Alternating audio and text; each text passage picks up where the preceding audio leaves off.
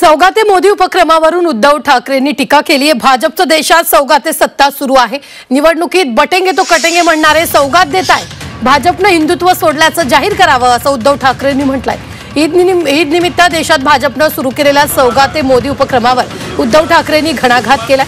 भाजपचं देशात सौगाते सत्ता सुरू असल्याचा टोला उद्धव ठाकरेंनी लगावला। निवडणुकीत बटेंगे तो कटेंगे म्हणणारे आता सौगात वाटपत असल्याचं ठाकरेंनी म्हटलेलं आहे।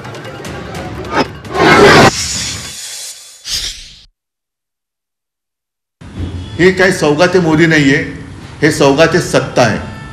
म्हणजे यांना सत्तेसाठी हे कोणत्याही थराला जाऊ शकतात, त्याचं एक निर्लज्ज उदाहरण आहे। महाराष्ट्राच्या निवडणुकीमध्ये बटेंगे तो कटेंगे हा नारा देणारे आता सौगात म्हणजे भेट द्यायला चाललेले आहेत। वर्षभर किंवा आयुष्यभर होळीच्या निमित्ताने मुस्लिम समाजाच्या नावाने शिमगा करायचा आणि निवडणूक आल्यानंतर त्यांना पुरणपोळी द्यायची, असा हा प्रकार आहे।